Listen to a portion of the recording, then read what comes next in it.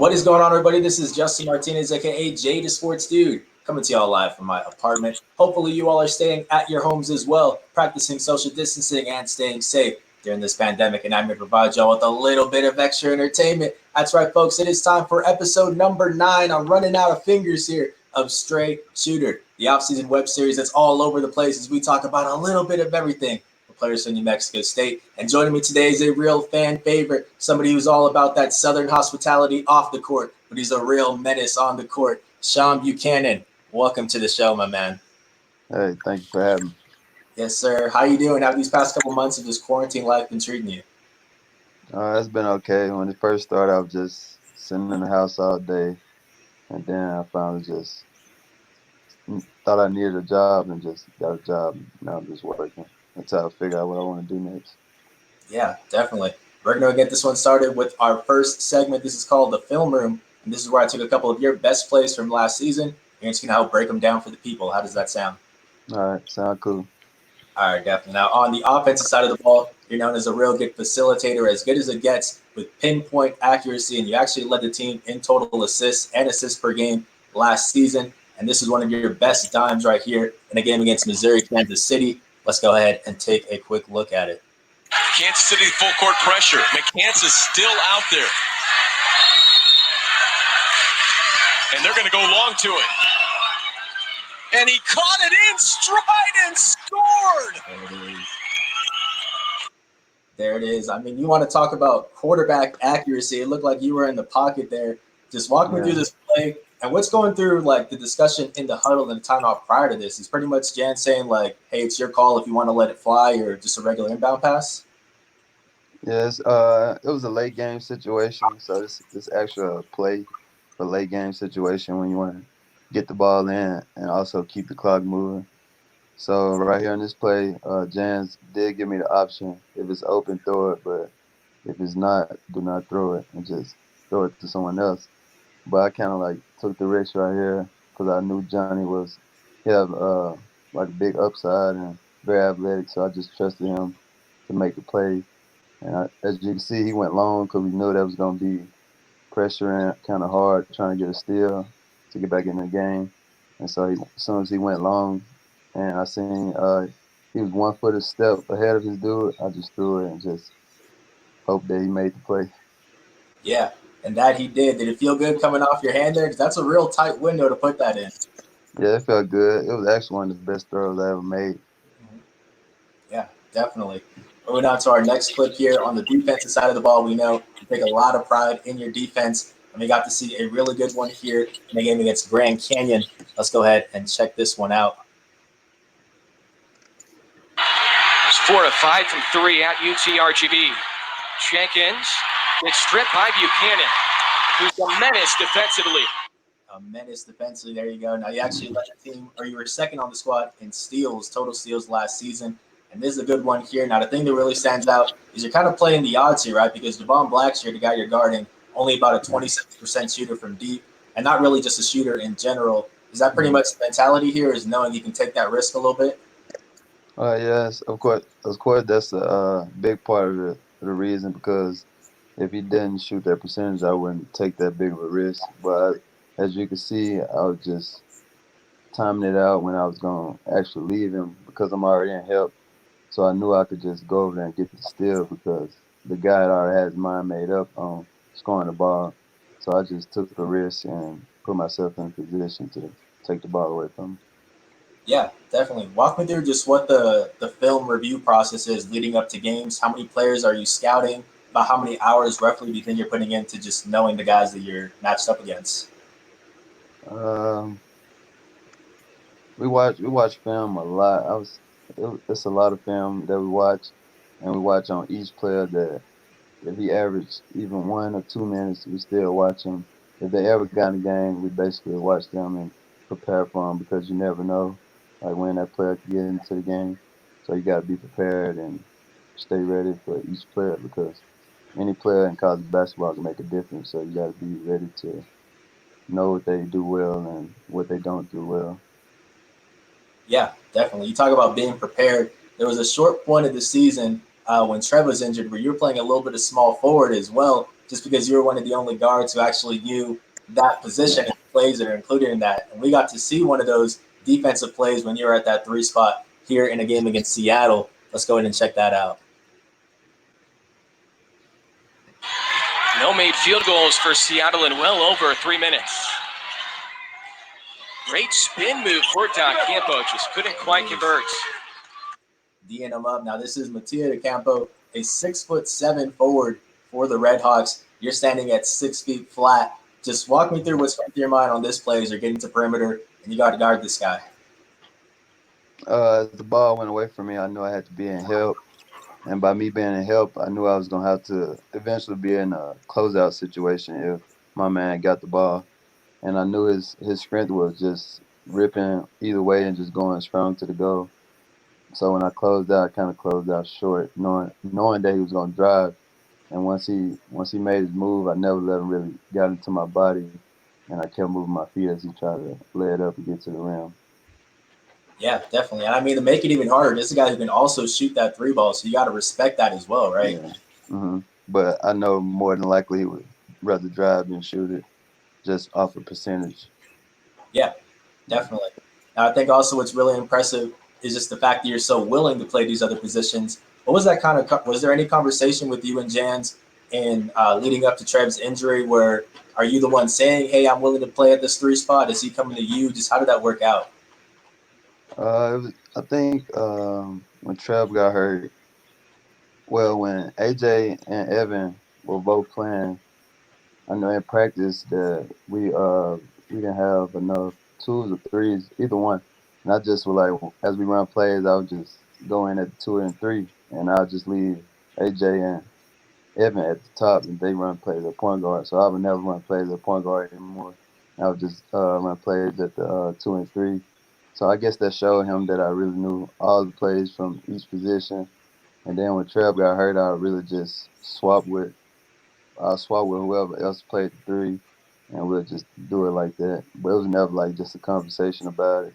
I just showed him that I knew the plays, and he trusted me to play me at the position. Yeah, definitely.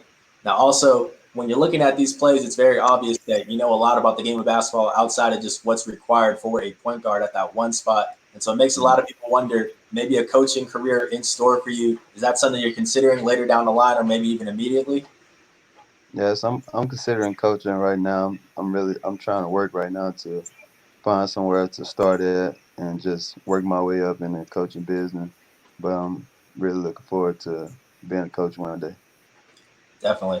Now we're moving on to our next segment, and this is where I like to find a throwback video or image of the person that I'm talking to. We found some good ones so far. We got a baby photo of him with Chris Birdman Anderson. We got Evan also, which I think it was his first ever interview back in the 8th grade. So a lot of real throwbacks, and we got something from you. This is going back to 2016. Are you ready for me to show it to you? No, but go ahead. I promise it's nothing bad. I promise. But all right. So this is going back to 2016. Now, before your New Mexico State days, you were actually at Northeast Community College, where you joined your older brother, Leroy Buchanan, also known as Shaq Buchanan. And this is from your day that you committed. Once again, Shunn joining Leroy at Northeast. It's going to be fun. It's going to be tough. We're going to push each other, work hard, try to get to the championship. Was this one of the easiest recruiting jobs ever? We got a team winning all 3 of them already this year. We won a region last year and we came up short at state and national. There you go. Pretty special moment there. Just playing college basketball, but then also playing with your older brother. And I'm assuming that's something you guys have been talking about growing up, right? Kind of, but it kind of didn't work like that growing up because I was after high school. I told myself like I want to play against my brother. I already made my mind up. I was gonna go to a different JUCO, and then just last minute I was like, okay, he only have 1 more year left at JUCO, so I can't pass up the opportunity to just play with him 1 more year. So I ended up going to Northeast and playing with him. There you go. Well, I see right now you're wearing the Memphis Hustle shirt, which is where your brother is playing at right now, part of the Memphis Grizzlies organization. And he's been lighting it up. I've been seeing the highlights. but it makes me wonder, if you being a defensive specialist and knowing his game better than anyone, what's the strategy when you guys get your one-on-ones in? What's the game plan? The game. When I went home in Mississippi for quarantine, like this year, that was our first time playing one on one in like 3 years. So I really didn't know what to expect from him, and I really only get to watch him on TV. I never seen him play since we played in JUCO in person. I never seen him play, so I really didn't know too much like what he gonna do. I know he dunked a lot, and then I could just see he didn't got much better as time went by, and he beat me on one on one. There you go. You want that rematch, maybe? Yeah, I'm gonna get that rematch one day. There you go. How cool is that seeing him playing at that next level? It's beautiful just to see everything he overcame, and he really put in a lot of work into his game, into his craft, and he's taking it very serious. And he's trying to do his best to feed his daughter and do well. Yeah, definitely. So you see, you were worried for nothing, Sean. You're worried about the image Yeah. to show you. I told you, trust me, man. It was nothing too bad. I think Evan might have gotten the short end of it. I don't know if he was mad at me for fighting that. Yeah, I thought you were gonna get a bad picture of me. No, I wouldn't do that to you, man. But now we're moving on to our next segment, and this is called Hometown Heat. This is where I like to find some restaurants from your hometown, and you're just going to tell me if they're legit or not. How does that sound? All right, All sounds right, good. cool. Now you're from Durant, Mississippi. With that being a population of, I think, around 3,000 people, I had to extend the range a little bit to Madison, which is also where you played high school. So I hope that's okay. Yeah, it's fine. All right, cool. So this first one looks to be really good. I really want to check out this place. This is called Mama Hamill's. Sean, Ooh, is this that hometown heat? yes, that's a good one. Just because down south really known for like its soul food, and this is a good place because it's like a soul food buffet, so you can eat as many times as you want, and it's all soul food, and that's my favorite food, so that's a good place to eat at. Yeah, definitely. So let's say you go here. You only get one plate, though. What are you putting on this plate? You can stack it as high as you want, but what's the perfect soul food plate? Uh, Fried catfish, greens, yams, cornbread, fried chicken, cabbage. That'll be all.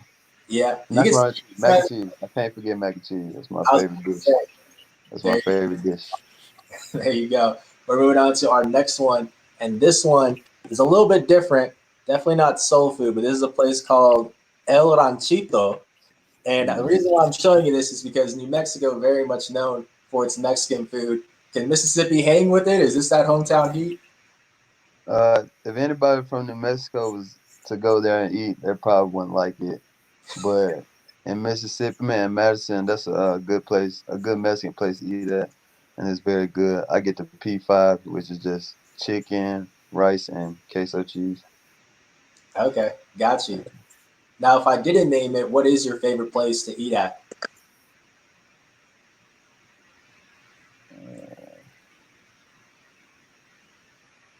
I'm not sure. I don't know. I didn't go to too many places when I went back home. I don't even remember too many places, but I But would have to these say Boston Fish Supreme. Boston Fish Supreme, I mean, Boston Supreme Fish. Yeah, Supreme Fish. Okay, yeah. we'll pull up an image. Catfish. Got you. We'll pull up an image of that and post here for the people to see. Now, for this All right. last one, what I like to do, I don't know if you follow the show or not, but I like to find the weirdest food that I can possibly find in these people's hometown. And while I couldn't find anything for Madison or Durant specifically, I had to extend my range to this one thing that I think is exclusive to Mississippi. I just want you to tell me if this is that hometown heat or not. I believe this is in Jackson, Mississippi, at a place called the Big Apple. This is a pig ear sandwich, Sean. Is this is this that heat? I can tell by your face right now. No. Nah, this I never had Big Apple, and I never had that, and that don't look too good. Yeah. Yeah. Stick to the catfish and all that. Yeah, I'm stick to fried catfish. There you go. All right, we're gonna move on to our next segment here. Let's go ahead and get this interesting food item off the screen here, and we're gonna go to our fan Q&A section. I got them pulled up here on my phone. I had Aggie Nation ask you a couple questions, and I just want you to answer them. Does that sound good? All right, sounds good. All right, cool.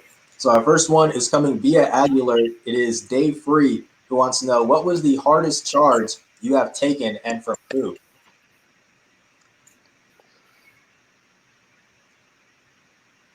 Like, what's the hardest? Like, what was the hardest one to take? Yeah, because I know you take a lot of charges. What are a couple of guys that come to mind in the WAC where you're like, ooh, maybe I'm hesitating a little bit next time around? The hardest charge to take, I have to say, Terrell Brown from Seattle and Carlos Johnson from GCU. That was the hardest two. Okay, interesting. Two guys, but guys with a lot of strength to them, right? Yeah, bigger guards. Well, bigger than me, and yeah, kind of hard to take it on them. But at the end of the day, you're taking that charge out of the way. Oh yeah, for my team, I'll do it. Yeah. All right, moving on to our next question here. This one is coming from Stephen M via YouTube. He wants to know, who is a harder player to guard, AJ or Evan?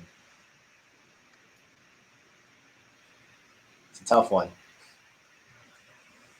I would have to say AJ, just because AJ, just how fast he is. He real fast. He fast and quick. And it's just hard to like stay in front of him every day, and each practice it's hard to stay in front of him. So I had to say AJ. Yeah. How much is that a benefit to have those guys to practice against? Because if you can keep up with them, you can keep up with pretty much anyone in the WAC, right? Yeah, they helped me a lot because not many people know this, but I'm not a very fast guy. I'm just quick on my feet, and just playing against them and trying to keep up with them every day it made me a lot better defensively. Definitely. And then our last question is coming also via Aguilar from Yes Cuban B. He says, I follow Shunn's Twitter feed and he seems pretty active with what's going on regarding the Black Lives Matter movement. I know it's not sports related, but he is an Aggie, and I'd like to hear from him on his thoughts regarding the movement. I know that you've been using your platform really well for that on Twitter. I figured now is a good chance for you to use this platform as well. Just what are your thoughts on all of this going on right now? Uh, it's a hard thing to digest just to see like police brutality and just racism towards the black community just because of the color of our skin. And I hope one day everything change and everybody be all together as one. And I know one day it will change just because I have hope for this country and the younger generation. And by me being from Mississippi, I kind of grew up uh, in like racism, not as bad as it used to be in the old days, but it's still in there just because it's Mississippi and those people was taught there, and it's just I don't know. It's crazy to see it because I see it personally. Like a lot of my teammates never had to deal with racism or faced it, and for me personally to deal with it, it's just sad to see. And I hope it's I hope this is a turning point of it and change comes. Well, definitely. Well, like I said, we're really happy you're using your platform. Have you kind of just felt like you need to be using your platform for this because you do have a pretty good following at this point with Aggie Nation Yeah. and all that kind of stuff? Yeah, it was a no brainer for me because I'm just a big person. If you have a platform, you should use it for a positive reason. And by me being a black person, I won't change because I know what it feels like to deal with racism or to feel hatred just because of the color of your skin. And so I just couldn't stay quiet. And I don't think no one should if they really believe that we all should be as one and together. Everybody should speak up. Definitely. Well, I think that's a perfect way to wrap this up, Sean. But before we get out of here, is there anybody that you want to see next on this show? I can list the players that I have talked to if you want, and that way you can tell me who else you want me to talk to. I kind of been keeping up. I know you've been talking to Okay. the person I want to see next is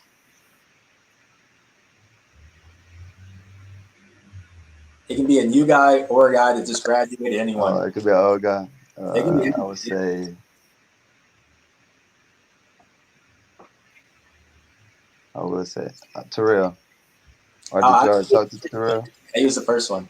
Uh, Yes. The guys who have graduated, I've talked to you, Terrell, and CJ. Those are the three guys I talked to that have graduated. Trev for sure. There you go. Trev. Hoping to get into the NBA and get drafted, I would love to talk to Trev without a doubt. Definitely. Well, That'll let be me a good one. this. What's that? I said that'll be a good one. Yeah, for sure. Let me go ahead and pull this up here because I want to get this correct. Let me see 1 second here. So you guys can follow me on Twitter at Jay the Sports, and you can follow Sean on Twitter. It is at DreamChaser_10. I wasn't sure if there was an underscore or not, but we'll put that somewhere here in post. Sean, thank you so much for taking the time to do this, man. If you guys want to continue watching this is every Wednesday at 11 a.m. Mountain Time, and Aggie Nation is looking forward to seeing what you're doing next, Sean. All right, thank you. Yes, Thank you for sir. having me. Yes, sir.